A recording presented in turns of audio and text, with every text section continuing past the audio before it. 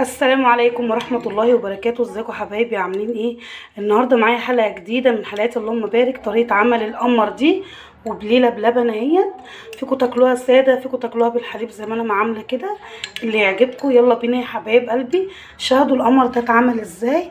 بس قبل ما تشاهدي القمر ده اوعي تنسي تحطي لايك للفيديو علشان يوصل لاكبر عدد من المشاهدين. يلا يا حبايبي نستمتع بالفيديو سوا مع بعضينا. ازيكم حبايبي؟ عاملين ايه؟ كل عام وانتم بألف خير يا رب. معانا النهارده فيديو جديد وحلقه جديده من حلقاتنا اللهم بارك. وده موسم الغله يا ولاد، وزي ما انتم شايفين كده ده قمح البليله. فجالنا كده حبه، قلت اعمل معاكم حبه بليله حلوين كده. نقينا حبه طبعا وتعبنا في تنقيتهم جامد زي ما انتم شايفين كده المنظر. وبعد ما نقيت حبه ومسكتهم بسم الله ما شاء الله اللهم بارك، شايفين ما شاء الله. نقيتها ونضفتها ونقعتها ليله كامله بحالها. ويلا بينا يا حبايبي نعمل حبه بليله زي القمر. وبعد ما غسلت البليله بتاعتي كده ونضفتها وخليتها زي الفل واتنقعت ليله كامله بحالها، نقعتها من بالليل وقمت اشتغلتها تاني يوم النهارده. حطيت كده ميه على النار تغلي عشان اسمي بسم الله واسقط فيها البليله بتاعتي المنقوعه دي. لازم تنقعيها ليله كامله بحالها. طبعا انا حطيتها اهو في الميه تغلي علشان هتفتح مننا وتفشر كده وتبقى هي دي البليله يا قمر. وتفرجي وتابعي معايا الفيديو للاخر، وما تروحيش في اي قناه تانية غير هنا وبس. عندنا كل الاسرار والتكات من مطبخ رانيا. وشوفي يا حبايبه قلبي انت وهي. ويلا بينا بعد ما تغلي غلوتين كده هنشوف شكلها عملت ايه. انا طبعا هنا هغطي عليها بس نظام مواربه كده الغطا. شايفين الغطا موارب مش نازل للاخر اهو المنظر ده علشان ما تفورش معايا وتبهدل البوتاجاز.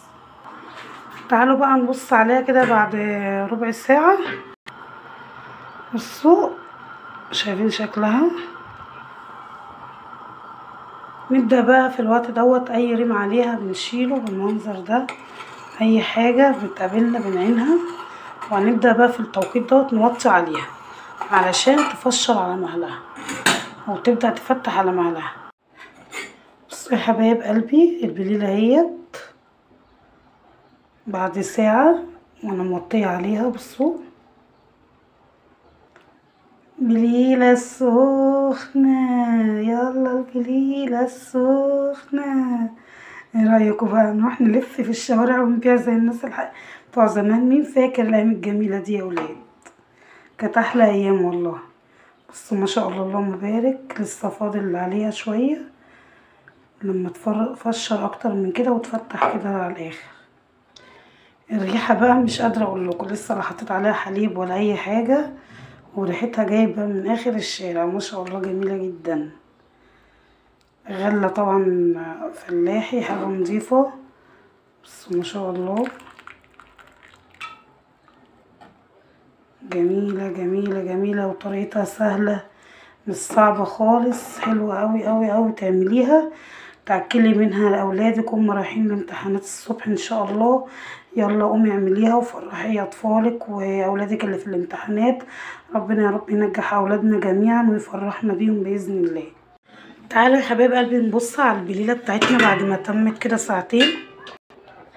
بصوا ما شاء الله اللهم بارك، شايفين ما شاء الله اللهم بارك. بصوا ما شاء الله شايفين البليله بتاعتنا بقت جميله ازاي. تعالوا نغرف كده بسم الله. بصوا بقى ما شاء الله شايفين البليله دي ولا مش بليله يا حبايب قلبي؟ عايزين بقى تعملوا فيها اللبن تحطوا عليها سكر كده زي ما انا هعمل كده اهو ما شاء الله، وتقلبوها وتاكلوا. تعملوا بليله بلبن ماشي، بليله كده ساده ماشي، اللي يعجبكم.